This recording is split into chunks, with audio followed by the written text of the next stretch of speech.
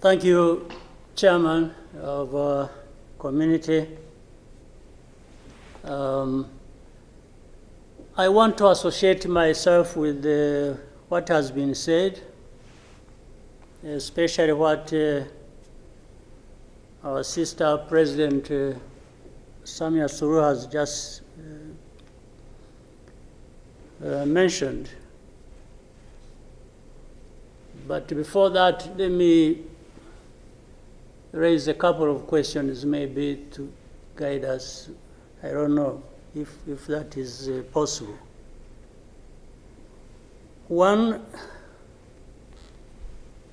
is there anybody among us who did not see this coming? I for one, I saw it coming to be where we are now. I saw it coming because I did not see who was taking charge of the process, who was listening, who was trying to provide any kind of guidance as to what we should be doing from one thing or one day to another. And by this, I want to also ask, as the East African community, what did we want from the beginning? Or what did we do about that? What are we doing now? And what do we want to do for where we want to go? Because exactly like President Samia has mentioned, if it is talking about problems and defining them, and I think we have been very eloquent. We have talked about all kinds of things. But when do we match what we are saying and what we are doing so that we get to what we want? When do we come to that? I haven't seen it. President, I asked last time in our meeting, the last summit, where is East African community, or does it exist? And exist for what? By the way, even now, the person or the country we are talking about is not represented as we are discussing. And it is supposed to be, the country is supposed to be part of East Africa, but nowhere to be represented. So I'm not sure what bearing what we are discussing has on what happens in the process of finding a solution in this country. I'll move on.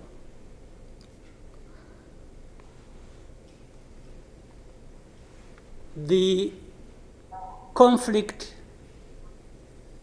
that was created from the time we had the East African community get involved in trying to help in Congo,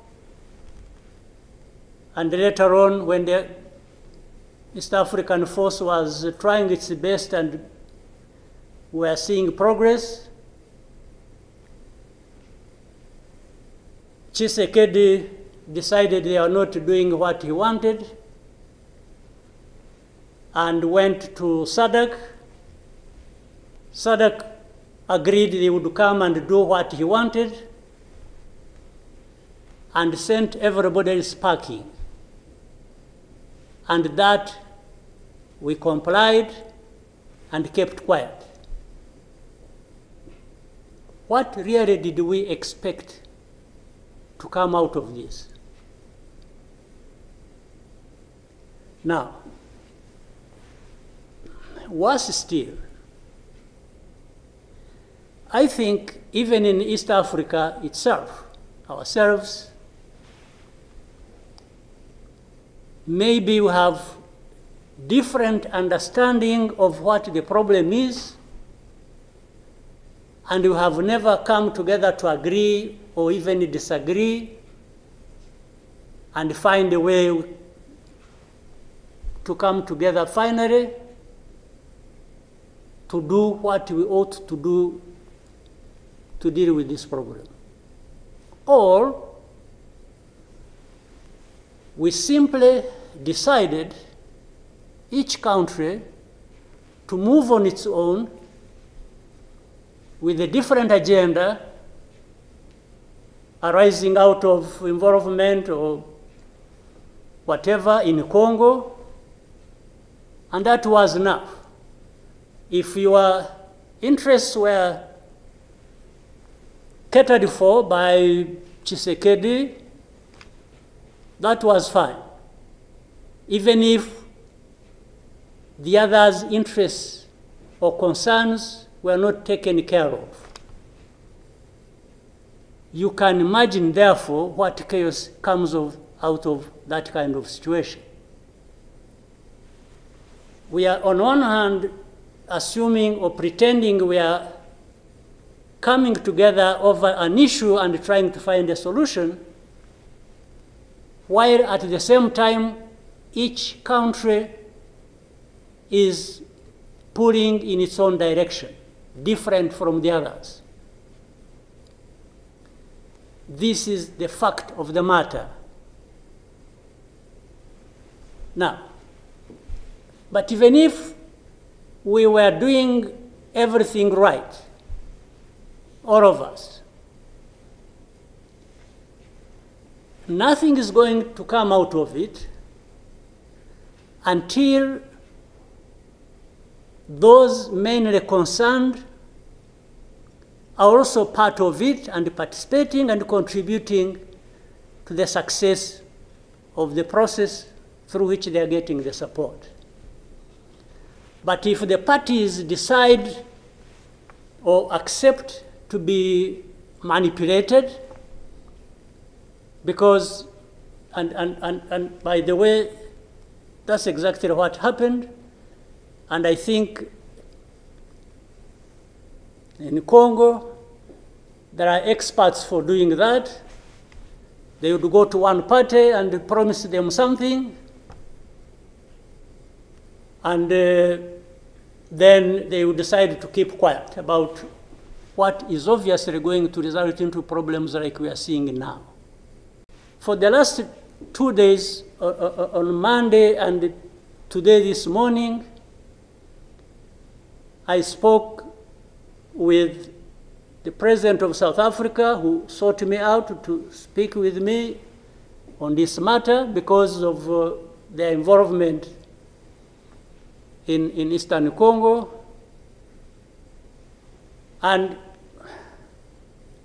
he's also there pretending to be playing a peacemaker role. And he has a force that has been fighting alongside FDLR and has been fighting the M23 on the instructions of Tshisekedi, because these are people who are not supposed to be in Congo, that these are from Rwanda, or the M23 are not Rwandans, please. These are Congolese, and one time he accepts it, then another time he says, no, part of it is yes, and then the other part is from Rwanda, and these are He keeps on going. And how do we, leaders of our own countries, accept this to go on forever and just accept that we shall be manipulated by Tshisekedi or whoever is supporting him? And South Africa dares even issue threats about what is likely to happen after that, and so on and so forth. Of course, we will see what threats they are talking about. Maybe they should have done that exactly for which they have been issuing threats. They should have done it to clean up the mess in Eastern Congo, or to fight back those who have been trying to clean up the mess. So then you have the whole international community just confused. They talked about Rwanda, they talked about the Nairobi process. Honestly, even here, maybe you will help me understand what all this means. The processes became an end in themselves. And the people leading these processes became more important than the results of the processes. The Nairobi process became a Uhuru process. Then the Rwanda process, it's like you can't say anything that will displease President Lorenzo. Definitely, this does not help deal with such a serious matters as we are faced with today. That in the end, just because they can't be addressed, we have such a situation like we have now. And if anybody, and above all, I don't understand how Tshisekedi keeps thinking that he will resolve the problems to do with rights of people militarily. Kill them, shoot them, bring in forces that are ready to help, like especially Burundi. Well, I don't know whether that has been helpful for the last few days or weeks. They have been doing that. So I want us to, Chairman, Your Excellencies, I want us, whatever we are saying and whatever we intend to do, we capture the context rightly and then proceed based on that, and maybe we can get somewhere. But otherwise, if we keep saying good things, saying that, and to each other, being nice, and then each one fulfilling their own interests other than others' interests, the common interests we have as East Africans, then I don't see how we are going to contribute effectively to finding a solution. But really, to have even had East African community expelled from Eastern Congo and everybody complied and then there was quiet, it's as if it was normal or that is okay. Everything dictated by the country or the person we are trying to help. I didn't understand that. And that's where we are now. That's how we are here, where we are. So let me maybe for now stop here. I would really want to hear advice of others, but I think it's not just a plaything. It's not, it's a serious matter, evidently, because it consumes people's lives. And the other day, 2-3 days ago, we lost people. There was a lot of sharing from Eastern Congo, from Goma, and killed a dozen people and injured hundreds. We will definitely take care of that. There's no question about it. Thank you, Mr. Chairman.